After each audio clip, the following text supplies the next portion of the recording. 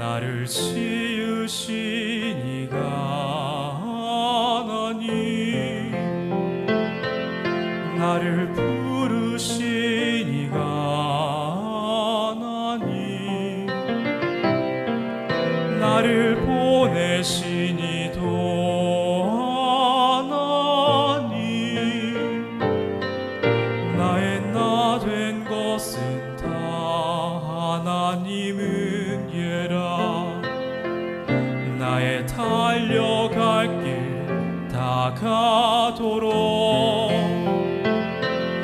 나의 마지막 호흡 다하도록, 나로 그 십자가 품게 하시니, 나의 나 된 것은 다 하나님은 예라.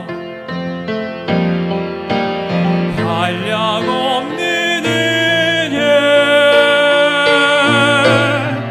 갚을 길 없는 은혜, 내 삶을 애워싸는 하나님의 은혜. 나 주저함 없이 그 땅을 밟음도, 나를 붙드시는 하나님의 은혜. 한량 없는 은혜, 갚을 길 없는 은혜, 내 삶을 애워싸는 하나님의 은혜. 나 주저함 없이 그 땅을 밟음도, 나를 붙드시는 하나님의 은혜. 한량 없는 은혜, 갚을 은혜, 내 삶을 애워싸는 하나님의 은혜. 나 주저함 없이 그 땅을 밟음도, 나를 붙드시는 하나님의 은혜. 나를 붙드시는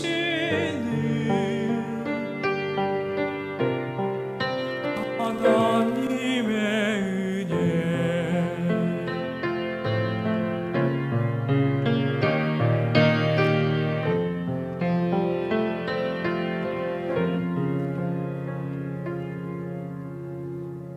나를 지으신 이가 하나님, 나를 부르신 이가 하나님, 나를 보내신 이도 하나님, 나의 나 된 것은 다 하나님은 예라.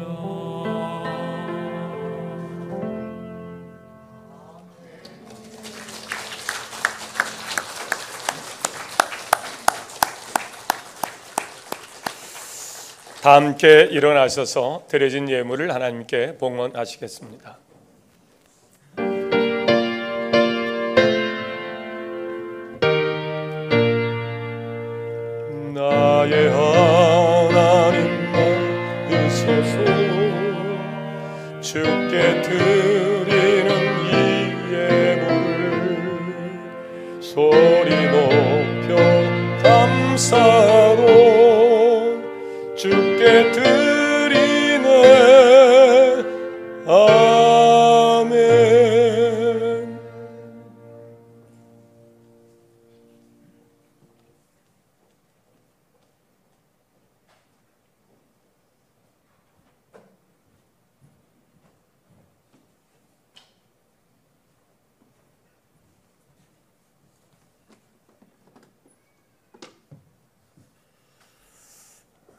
드려진 예물을 봉헌하며 기도하겠습니다.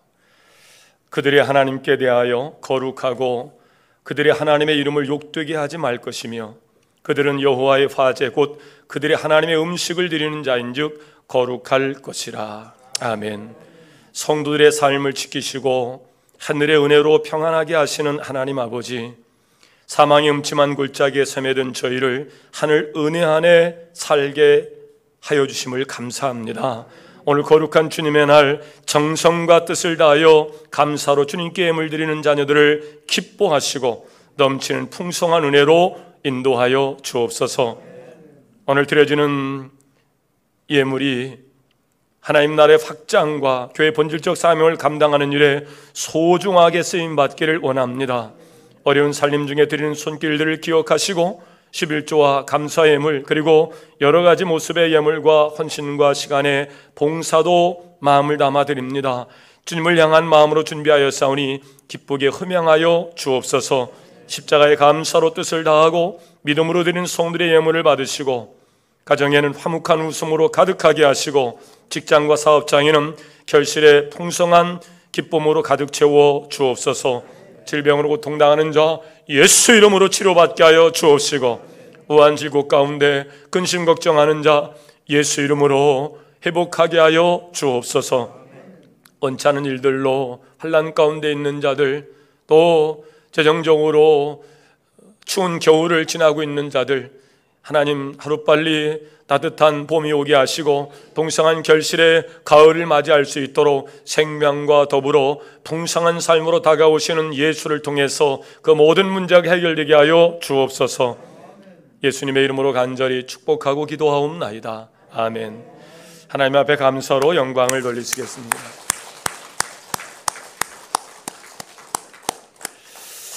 자리에 앉으셔서 함께 나누실 말씀을 찾아서 교독하여 봉독합니다. 오늘 말씀은 사도행전 1장으로 가셔서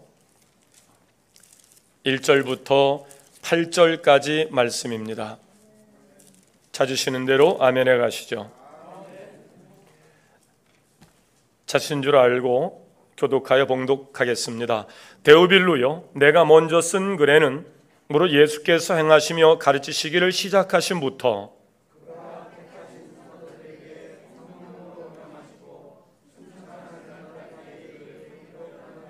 그가 고난받으신 후에 또한 그들에게 확실한 많은 증거로 친히 살아계심을 나타내사 40일 동안 그들에게 보이시며 하나님 나라의 일을 말씀하시니라.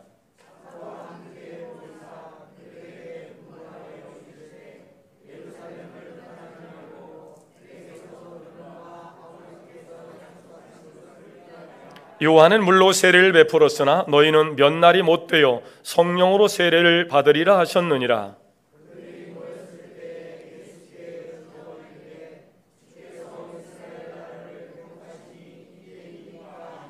이르시되 때와 시기는 아버지께서 자기의 권한에 두셨으니 너희가 알 바 아니요.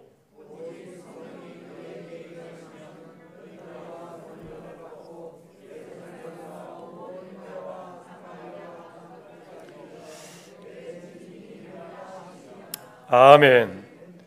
우리 옆 사람과 인사 나누시겠습니다. 참 잘 오셨습니다. 예.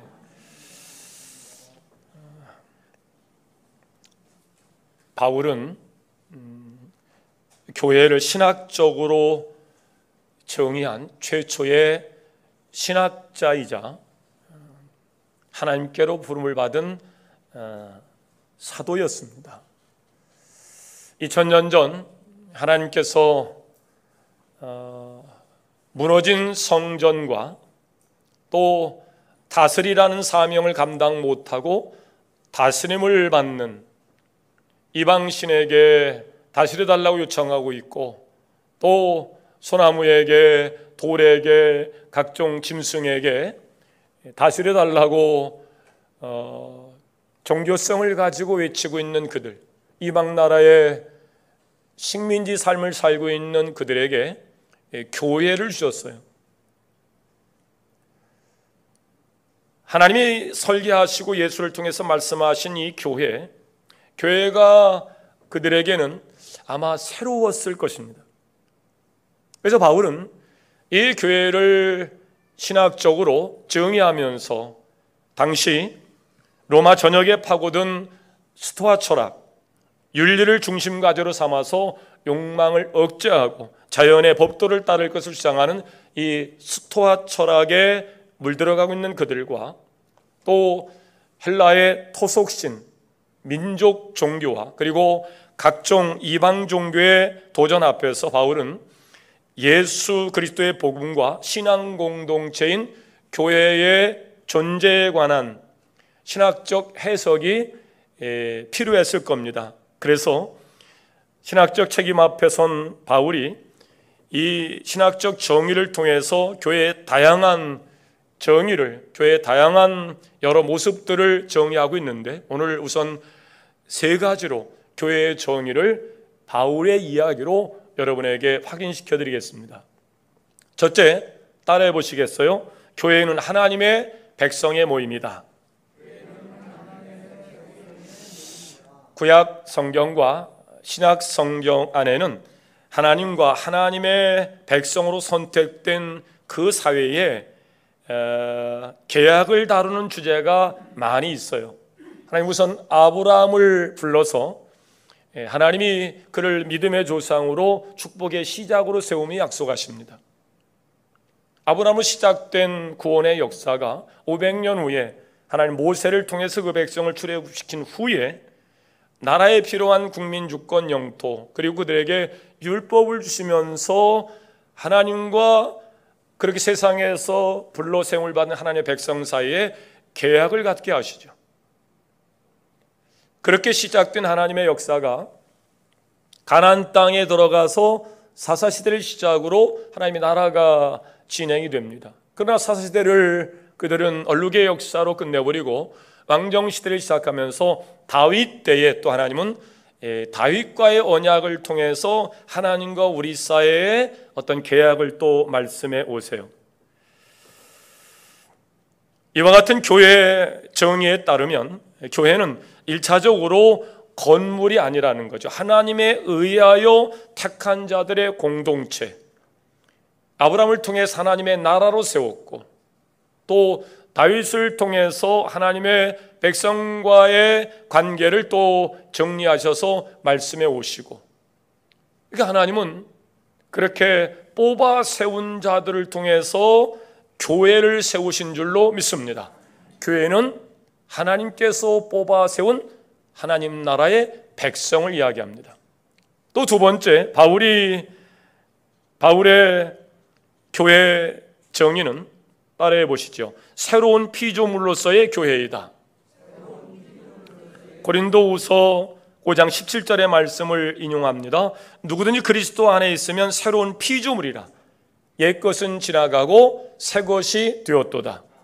교회는 새로운 피조물의 모임인 줄로 믿으시길 바랍니다.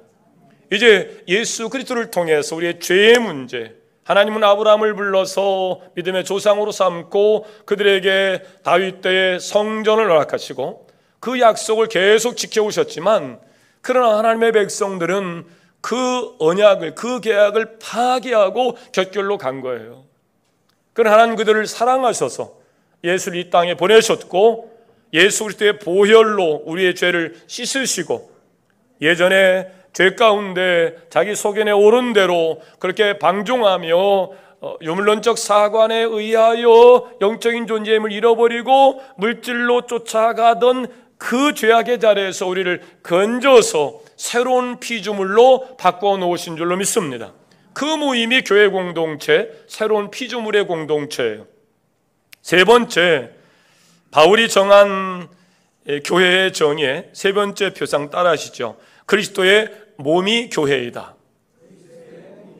그렇습니다. 먼저 교회가 그리스도의 몸이라는 표현 속에서 발견되어진 우선적 의미는 그것이 신자 상호 간의 통일성과 다양성의 문제예요.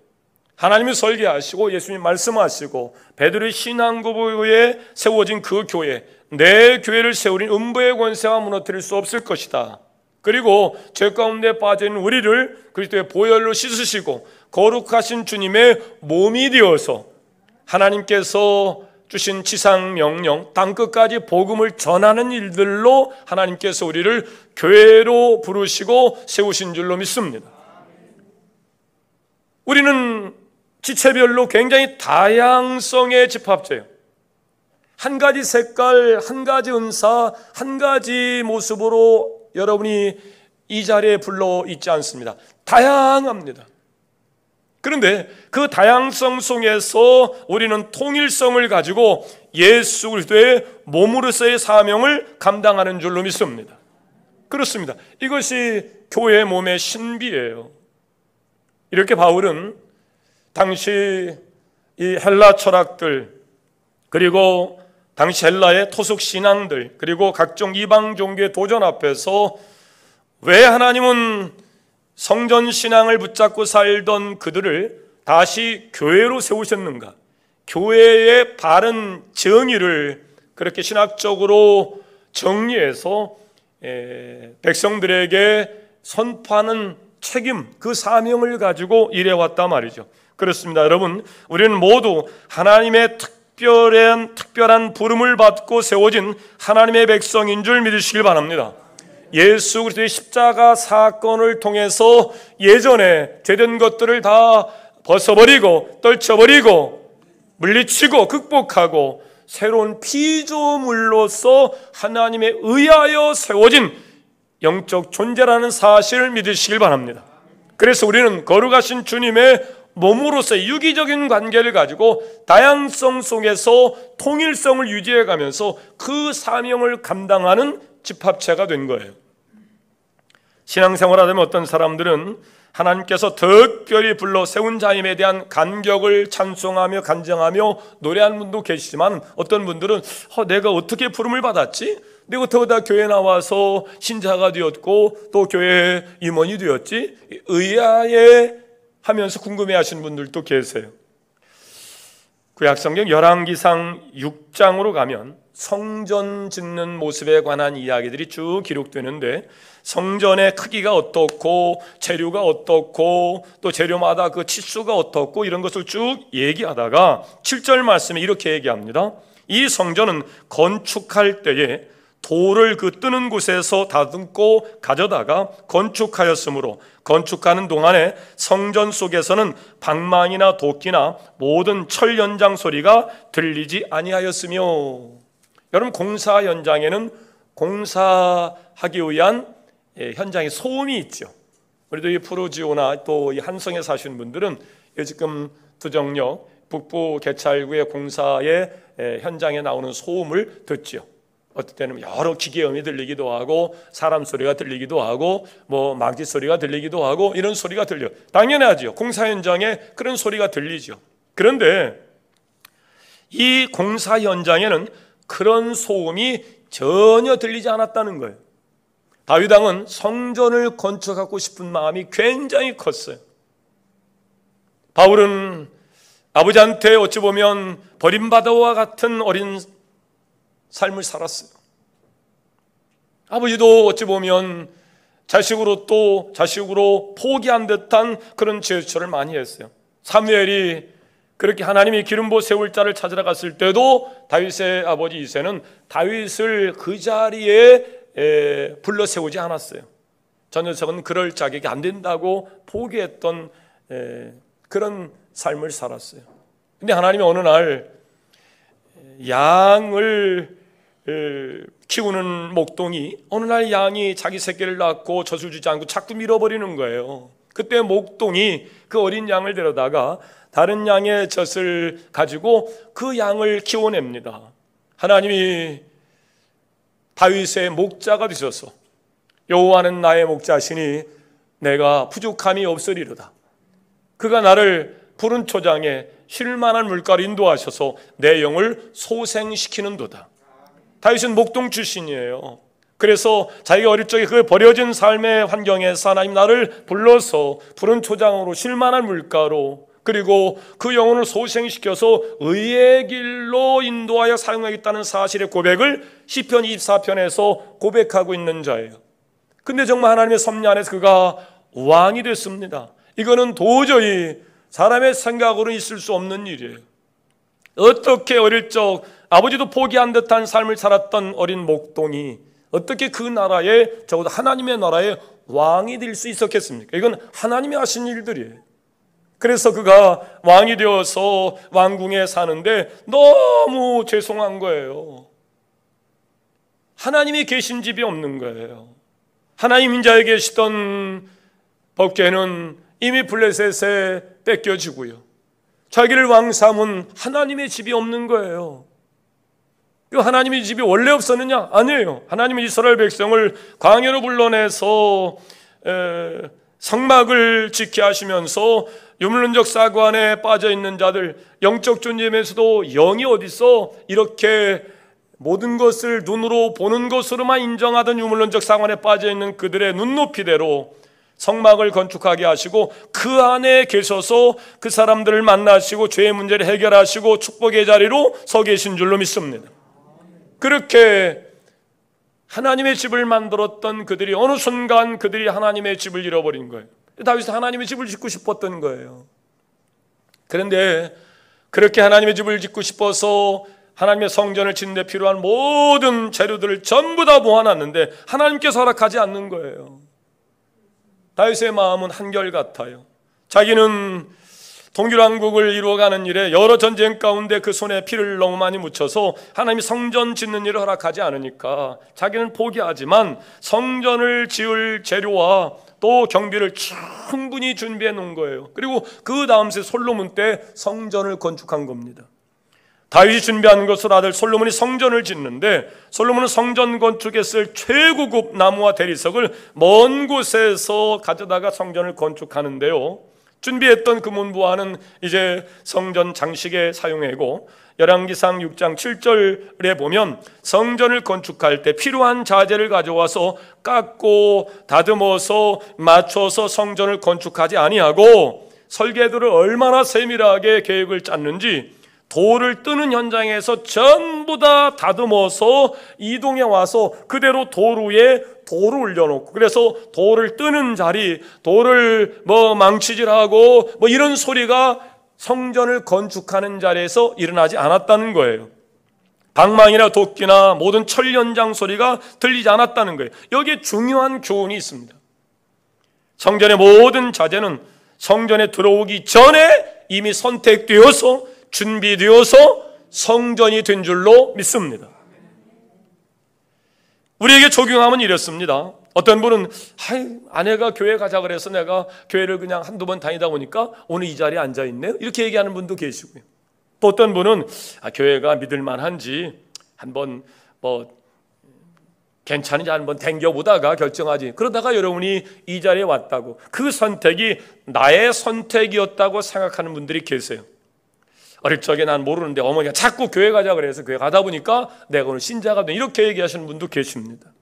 그러나 착각입니다. 우리 모두는 이 성전에 넣으시려고 하나님께서 미리 다듬어서 돌 위에 돌로 그렇게 삼으신 성전인 줄 믿으시길 바랍니다. 하나님께 이미 선택하시고 다듬어서 뽑아 세운 자예요. 성전의 개념은 바울이 얘기했듯이 새로운 모형으로 바뀌어갑니다. 예전의 성전은 말 그대로 돌로 다듬어 만드는 성전이었습니다. 그러나 바울은 이 성전은 하나님께서 뽑아 세운 자이고 예수 그리스도의 보혈로 거듭난 자이고 머리신 그리스도의 몸이라고 정의하고 있습니다. 이 성전은 아직도 건물로서 이해하면 오늘 이 구약의 성전을 건축할 때 이 모습은 우리에게 오류를 만들어냅니다. 내가 이미 다듬어져서 왔다고요? 아닙니다. 성전은 건물로서의 모습이 아니고 내가 하나님의 뽑아 세운 자, 거듭난 자, 머리신 그리스도의 몸으로서의 사명을 감당하는 자가 교회인 것을 믿으시길 바랍니다. 그렇습니다. 건물로서 교회를 이해하면 하나님께 이미 나를 다 뽑아서 다듬어서 세우셨다네, 그렇지 않습니다. 그냥 단지 건물 안에 들어온 것이죠. 건물 안에 들어온 자는 다듬어지지 않았습니다. 이곳에서 여러분이 다듬어지고 깨지고 부서지고 거듭나고 그렇게 어느 날 교회가 될 때 하나님은 여러분을 이미 선택하셔서 다듬고 이미 떠서 망치, 철연장의 소리가 전혀 들리지 않는 가운데 교회로 세워가는 줄 믿으시길 바랍니다. 그게 바울이 성전 신앙 가운데 성전은 무너지고 이방나라에 종살한 그들에게 다시 세우실 교회에 관한 정의를 신학적으로 매우 정확하게 바울이 이야기하고 있는 거예요. 우리는 우리 하나님의 계획 가운데 이 자리에 앉아있는 사람들이, 이 계획은 하나님의 섭리 안에서 진행됩니다. 하나님의 구원 계획은 우리가 상상할 수 없는 하나님의 섭리 안에서 성취되고 있어요. 보세요. 여러분, 예수 믿기 전에 어떤 사람이었습니까? 예수를 왜 믿게 되었고 또 어떻게 예수를 나의 구원자로 고백하고 있습니까? 어떤 분들은 예수가 나를 선택하여 부르심에 대한 아름다운 고백을 신앙의 간증으로 담고 찬송하고 또 간증하고 설교하시는 분들도 계세요. 여러분이 이 자리에 앉아있는 일들, 내가 크리스찬이 되어서 이런 생각도 해봐요. 내가 정말 의문이 많았는데 내가 한번 의문을 가지고 신앙생활 잘해서 의문을 풀어봐야 되겠다. 물론 여러분이 신앙생활의 연수가 길어지면 의문을 해결하는 수도 있어요. 그러나 그 의문이 다 풀렸습니까? 그렇지 않아요. 근데 불구하고 그 의문이 문제가 되지 않아요. 여전히 그 의문은 내 안에 남아있음에도 불구하고 하나님의 섭리 안에서 내가 그리스도의 몸이 되어서 그리스도 통치자이신 예수의 명령에 따라서 여러분이 그 사명을 감당하는 것을 보면 이것은 하나님의 섭리요, 은혜요, 신묘막측한 하나님의 구원 역사인 줄 믿습니다. 우리가 얼마나 똑똑한 자예요. 찍어 먹어봐야 의심이 풀리는 자거든요. 절대 우리가 우리의 어떤 동의 없이 발을 내밀고 동의하고 도장 찍는 사람들이 아닙니다. 근데 신기하게 하나님께서 우리를 그렇게 불러 세우셔서 도루에 돌로 그렇게 시끄럽게 연장을 다루거나 망치라거나 그렇게 사용되지 아니하고 척하니 올라가고 그러면서 교회로 세워져 가는 것은 하나님의 은혜요 또 신묘막측한 하나님의 축복인 줄 믿습니다. 에베소 2장 8절입니다. 너희는 그 은혜에 의하여 믿음으로 말미암아 구원을 얻었으니 이것은 너희에게서 난 것이 아니요 하나님의 선물이라. 우리의 선택에 의해서 우리가 교회된 것이 아니라는 거예요. 믿음으로 난 것이래요. 그럼 우리가 그 믿음이 나에게서 난 것 아닙니까? 라고 영어의 빌리브 동사를 자꾸 이야기해요. 성경의 믿음은 영어의 빌리브 동사가 아닙니다. 한마디로 이야기하면 테이크가 맞습니다. 즉 주셔서 받는 것이 믿음인 줄 믿으시길 바랍니다. 믿음으로 얻는 구원. 그래서 우리로 하여금 듣고 깨닫고 알게 하신다는 거예요. 여러분, 믿음이라는 것은 하나님의 주신 것이기에 내가 보고 듣고 깨닫는 것이 아니고 나로 하여금 보게 하시고 나로 하여금 듣게 하시고 나로 하여금 깨닫게 하시는 하나님의 선행적 은총인 것을 믿으시길 바랍니다. 그래서 갖는 믿음이에요. 아브라함은 누구였습니까? 우상 숭배에 필요한 직기를 만드는 데라의 아들의 볼품없는 점생이었습니다. 그런데 하나님께서 아브라함에 가셔서 아브라함의 눈에 쓰여져 있는 것을 벗게 하심으로 보게 하시고 듣게 하시고 깨닫게 하셔서 감히 상상할 수 없는 본토 친척 아비집을 내려놓고 미지의 세계, 어딘지 모르는 그 세계에 믿음으로 출발하게 된 줄로 믿습니다. 광야에서 그들이 하나님에 의해서 믿음으로 세워집니다. 바로의 학정 밑에서 그의 종살이하던 그들을 하나님의 선행의 은총으로 끄집어낸 거예요. 그리고 보게 하시고 듣게 하시고 깨닫게 하시는 40년의 광야 과정을 통해서 믿음을 갖게 하시더니 믿음으로 믿음에 이르게 하나니 보게 하시고 듣게 하시고 깨닫게 하신 것이 믿음이 되어서 그들이 광야에서 가나안 땅에 들어갈 때는 그들의 믿음으로 요단강을 가르고 가나안 땅에 들어간 줄로 믿습니다. 이후의 믿음은 하나님께서 우리의 동의를 통해서 이루어지는 역사죠. 그러나 하나님께서 여러분을 교회로 세우실 때는, 즉 하나님이 뽑아 세운 자요 거듭난 자요 머리식 뒤에 몸으로 보실 때는 하나님의 선한 은총 가운데 믿음의 선물로 된 것을 믿으시길 바랍니다. 그렇습니다. 수고해서 받으면 선물이 아니고 노력의 대가가 되겠죠. 내가 이 믿음을 가지고 얼마나 노력했는지 모른다. 이건 틀린 얘기입니다. 어떤 수고도 노력도 안 했음에도 불구하고 믿음이 생긴 겁니다. 이건 하나님의 축복입니다. 에베소 4장 7절입니다. 우리 각 사람의 그리스도의 선물의 분량대로 은혜를 주셨으니, 우리의 분량대로 하나님께서 우리를 선물로 믿음을 갖게 하시는 거예요. 성경은 이렇게 얘기합니다. 로마 3장 11절 12절에서 깨닫는 자도 없고 하나님을 찾는 자도 없고 하나도 없도다. 그렇습니다. 우리가 하나님을 찾아서 우리가 하나님을 만나게 됐다고요? 아닙니다. 하나님이 부르셔서 하나님을 만나게 된 줄로 믿습니다. 깨달아서요? 아닙니다. 깨닫게 하시는 성령의 역사 가운데서 여러분이 이치를 깨닫고 이 자리에 앉아 있게 된 거예요. 예를 들어 볼까? 여러분 중에 예수를 믿기 전에 의심으로 가득 찼던 자, 아까 얘기했듯이 내가 20만 풀리면 내가 또 하나님의 백성이 될 것인데, 지금 여러분 의심이 다 풀렸냐고요?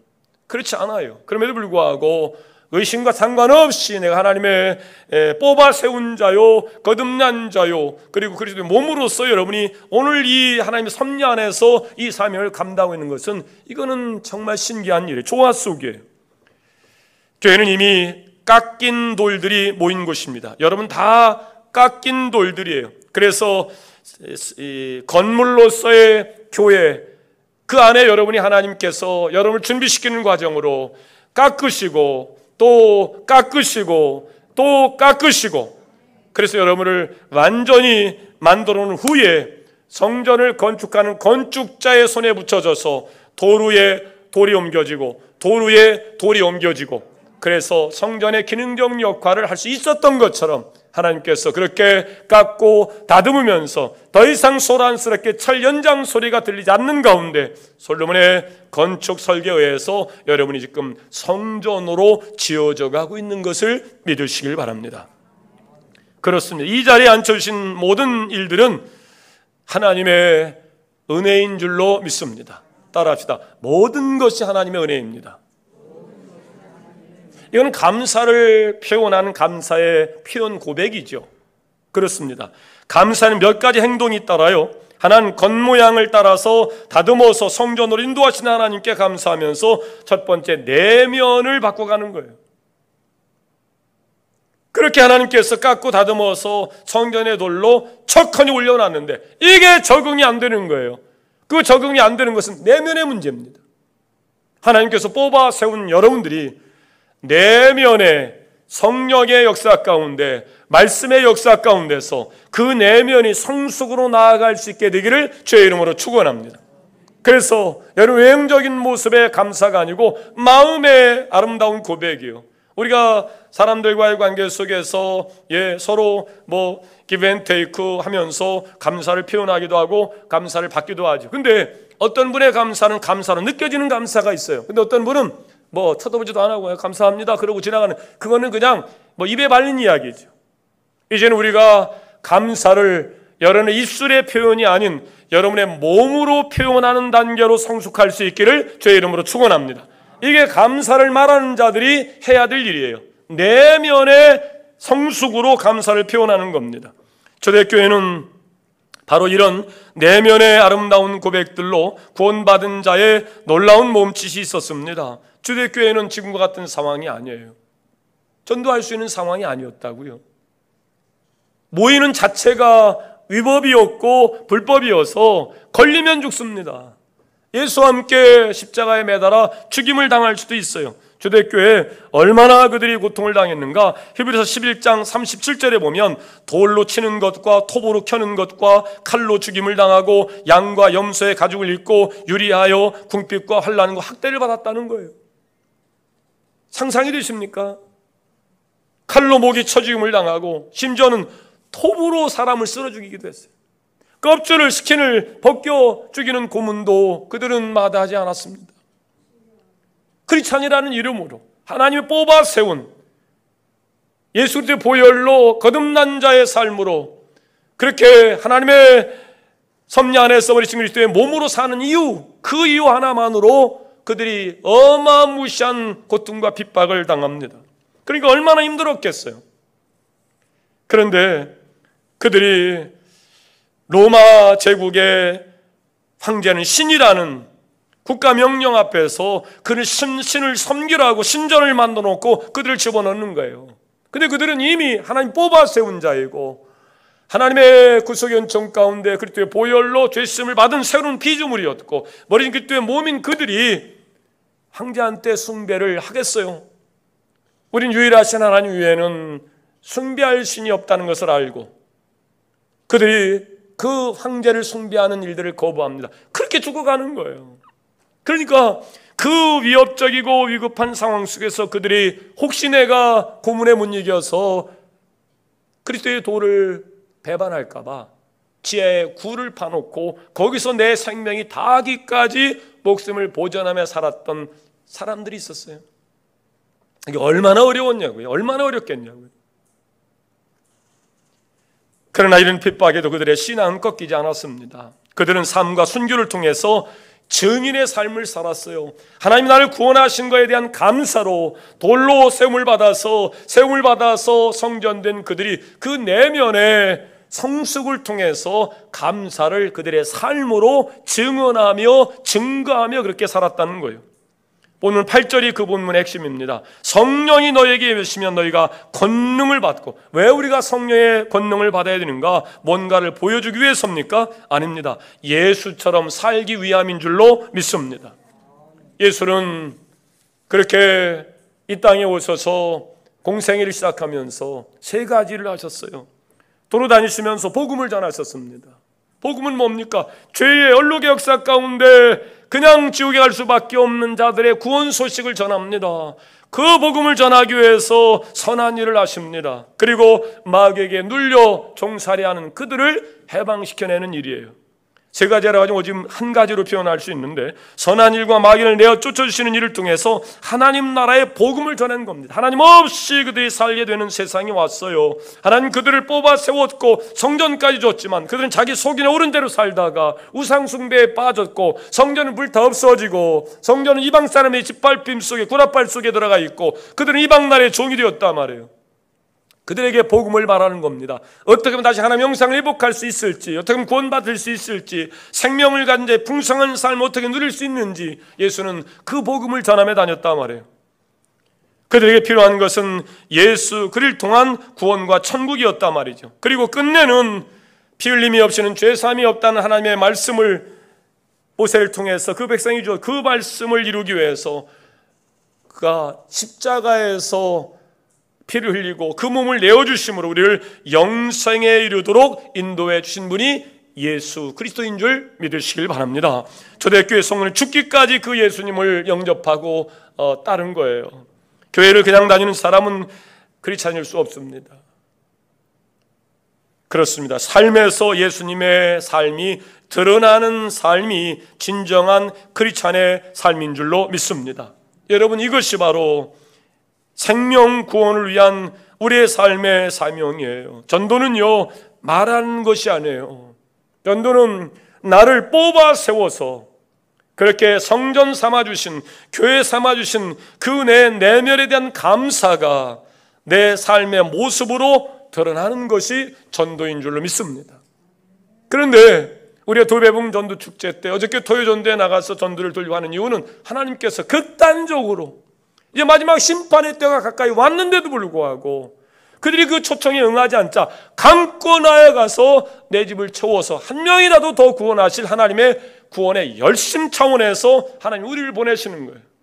사실 전도는 그렇게 전도하는 것이 아니고 나를 뽑아 세우고 그리스도의 은혜로 나를 새로운 피조물로 삼으시고 머리신 그리스도의 몸으로 우리를 세우신 그 은혜에 감사해서 내 내면의 변화가 외적인 삶으로 드러날 때 그런 학대와 순교적 삶에서도 굴하지 아니하고 복음을 외쳐 말했던 그들의 삶을 통해서 초대교회는 복음의 확장이 이루어진 줄로 믿습니다.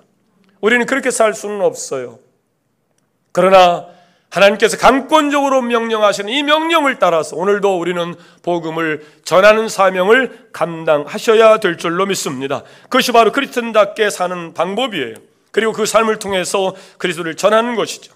이번 전도 축제에 여러분의 삶을 통해서 드리는 전도의 열매가 풍성하게 맺혀지기를 주의 이름으로 축원합니다. 일상에서 그리스도의 사랑, 그리스도의 희생을 실천하시면서 열매를 얻기 위해 걸음도 주고 가지치기도 하고 병치기도 막아주면서 준비해 가시죠. 그리고 하나님이 깎아놓은 수많은 영혼들이 이 성전으로 옮겨와서 여러분 위에 또 돌이 쌓여지고 그렇게 성전으로 지어가는 일들에 아름다운 축제에 많은 돌들이 모여서 성전을 세워가는 일에 쓰임받기를 주의 이름으로 축원합니다. 특별한 사람 몇 사람이 아니라 사랑하는 우리 교회 모든 성도님들이 그리스도의 빛과 소금의 역할을 잘 감당하셔서 이번 축제가 내가 신자임을, 내가 뽑아 세운 교회임을 그렇게 증명하는 일들로 내면의 변화를 통한 외형의 헌신이 이번 축제 때 일어날 수 있기를, 열매로 나타날 수 있기를 주의 이름으로 축원합니다. 기도하겠습니다. 참 좋으신 하나님, 나를 뽑아 세우셨고 나를 그리스도의 보혈로 거듭나게 하셔서 새로운 피조물로 이전 것은 보라 지나갔으니 새 것이 되었도다. 이제 새로운 가치, 새로운 삶의 계획과 방향성을 가지고 살아가는 자가 되게 하시고, 이제 그래서 우리의 머리도 있어서 푸른 주장으로 쉴만한 물가로 생명과 풍성함을 더하시는 예수의 통치 가운데 그 몸으로서의 사명을 감당하는 교회된 우리들이 성전을 건축할 때 미리 다 띄어지고 다듬어진 돌이 옮겨져서 돌 위에 돌이 옮겨지고 그 돌 위에 돌이 옮겨지면서 성전이 만들어진 것처럼 오늘 우리도 그렇게 이번 축제에 다듬어지고 또 깎여지고 그런 교회가 성전이 세워져 갈 수 있도록 하나님, 그렇게 우리를 구원하신 하나님 은혜 내면의 성숙을 통해서 외형적인 헌신이 불릴 듯 일어나게 하셔서 어떤 학대도 어떤 고난과 어려움도 또 선교를 각오해야만 하는 위기 속에서도 굴하지 아니하고 복음을 확장시키는 일들로 쓰임받는 주의 백성 되게 하여 주옵소서. 반드시 하나님께서 우리를 교회로 삼으셔서 선택한 자, 뽑아 세운 자, 다듬어서 성전 삼은 자로 오늘도 우리를 세우심에 대한 감사와 감격이 찬송으로 간증으로 하나님 앞에 드려지게 하여 주옵소서. 예수님의 이름으로 축복하고 기도하옵나이다. 아멘. 계속해서 다짐의 시간을 갖습니다. 나의 구원은 어디로부터였는가? 때로는 나의 선택이었고 나의 판단 속에서 내가 교회에 나오게 되었고 또 성도로서 삶을 사는 줄 알았는데 건물로서의 성전이 아닌 하나님을 뽑아 세운 자, 예수의 보혈로 새로운 피조물이 된 자, 머리신 그리스도의 몸으로서 세움을 받은 자가 교회라고 정의한 바울의 고백을 따라서 이제 내가 하나님이 설계하시고 예수님 말씀하시고 베드로의 신앙고백에 세워진 교회가 되었으니 이제 다듬어지고 띄어져서 성전이 되어가는 우리가 이제는 또 새로운 성전을 위하여 하나님 나를 구원하심에 대한 감격이 내면의 고백으로 외형적인 모습으로 나타날 때 환난과 핍박 가운데서도 선교를 각오해만 하는 상황 속에서도 우리를 구원하신 하나님의 은혜의 감격으로 살았던 초대교회 성도들처럼 그 이번 도배봉 전도 축제가 다듬어지고 깎여진 자들의 수많은 영혼들이 성전으로 옮겨져서 성전되어져 가는 일들에 우리가 증인으로 참여자로 사용될 수 있도록 내 후손 자녀들, 일가 친척들, 형제들, 이웃들 때로는 내 삶으로 고백하며 살아야지만 그렇지 못했을 때 강권에서라도 그들을 하나님의 백성으로 불러낼 수 있는 일에 쓰임받는 교회가 되게 하여 주옵소서. 다짐하고 또 다짐하여 고백하는 여러분의 고백을 하나님께서 기뻐하시고 성령을 통해서 역사하실 것입니다. 다 함께 일어나셔서 파송 찬송 함께 부르십니다. 어둠에 거하는 자, 어둠 속에서 벗어나오셔야 됩니다.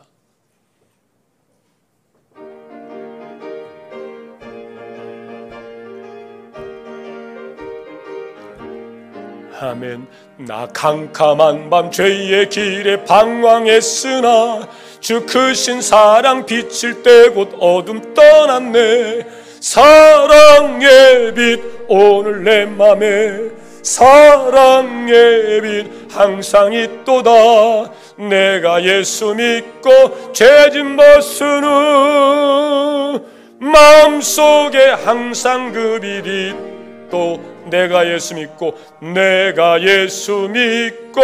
죄짐 벗은 후 마음속에 항상 그 빛이 또다. 빛을 잃은 자는 빛된 사명을 감당할 수 없어요. 빛을 잃은 자는 빛된 사명을 감당할 수 없어요.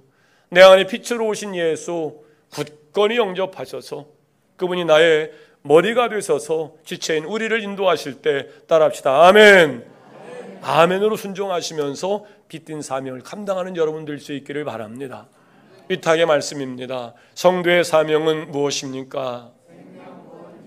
땅끝까지 이르러 복음의 증인이 되십시오. 아멘. 우리 3층 영아실, 유아실 우리 어린이들 오늘 많이들 왔는데 먼저 3층이 오늘들 많이 왔으니까 미리 빠져나가시고 복도에서 너무 가까이 붙어 있지 않도록 해주시기 바랍니다. 지금 뭐 코로나가 굉장히 확진자가 많은데 쉽게 생각하면 많이 검사해서 많이 나온 거고요. 또 많이 나왔다 그래서 또 많이 죽는 게 아니에요. 그러니까 바이러스 때 기본적인 이해를 가지고 너무 움츠리고 두려워하지 마시고 대신 마스크 꼭 쓰시고 방역 수칙 잘 지키시면 아무 문제가 없습니다. 축도하겠습니다. 지금은 우리를 죄에서 구원하신 예수 그리스도의 은혜와 하나님 아버지의 극진하신 사랑하심과 성령님의 감화, 감동, 내주 긍휼하심의 특별한 온증이 오늘 교회된 크리스찬으로서의 사명에 대한 아름다운 고백을 다짐으로 안고 이제 나도 초대교회 성도들처럼 하나님의 은혜로 뽑아 세운 자가 되었고 그리스도의 보혈로 새로운 피조물로 거듭난 자가 되었고 이제 그리스도의 몸된 사명을 감당하는 교회로서 오늘 초대교회 성도들이 환난과 핍박 속에서도 또 순교를 두려워하지 아니하고 그 사명을 감당하며 복음의 확장을 이뤄냈던 것처럼 오늘도 그 복음의 확장을 위하여 하나님이 주신 은혜를 내면으로 성숙시켜 감사의 표현으로 그렇게 복음을 전하는 자로 살기로 결단한 모든 권속들 머리 위에 지금부터 영원토록 함께하여 주옵시기를 간절히 축원하옵나이다. 아멘.